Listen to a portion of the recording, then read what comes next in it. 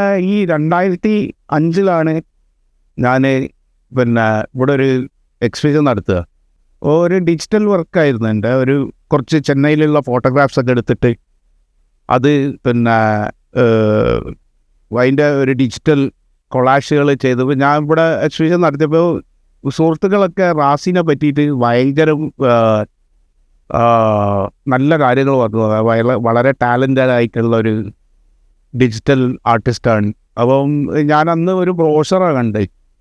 അപ്പം ബ്രോഷറിൽ കംപ്ലീറ്റ് പ്രിൻ്റുകളായിരുന്നു. അപ്പോൾ അത് അതിൻ്റെ ഒരു ലാർജ് സ്കെയിലിൽ എനിക്ക് കാണാൻ പറ്റിയില്ല.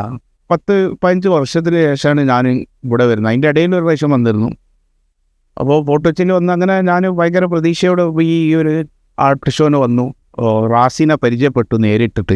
റാസിൻ്റെ ഡീറ്റെയിലിങ് ഞാൻ കണ്ടിട്ട് ഭയങ്കരമായിട്ട് ഇമ്പ്രസ്ഡായി.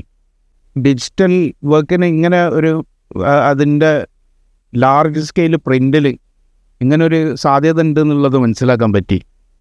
വർക്ക് തന്നെ ലാർജ് സ്കെയിൽ മാത്രമല്ല, അത്ര അധികം ഡീറ്റെയിലിങ്ങും അതിൻ്റെ ടോണൽ ക്വാളിറ്റികളും അതിൻ്റെ പേഴ്സ്പെക്റ്റീവും അതിൻ്റെ ഡെപ്തും അതിൻ്റെ കളേഴ്സിൻ്റെ വളരെ കോൺട്രാസ്റ്റുകളും ഇത് തന്നെ ഭയങ്കരമായിട്ട് ഇൻസ്പയർഡ് ആക്കി. അപ്പോൾ എനിക്കും ഇങ്ങനെ പലതും ചെയ്യണമെന്ന് തോന്നി. പക്ഷേ എൻ്റെ മീഡിയം വേറേതാണ്.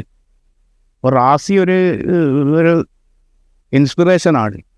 അപ്പോൾ അതാണ് എൻ്റെ ഈ ഒരു എക്സിബിഷനെ പറ്റി പറഞ്ഞത്. പിന്നെ അതുപോലെ തന്നെ ഒരു നേച്ചറും ഉണ്ട്, അതുപോലെ അർബൻ സ്ട്രഗിളും ഉണ്ട് അതിൽ. പിന്നെ അതുപോലെ തന്നെ ഈ പഴയ നഷ്ടപ്പെട്ടു പോയ കാര്യങ്ങളെ ഒരു ഇതുണ്ട്.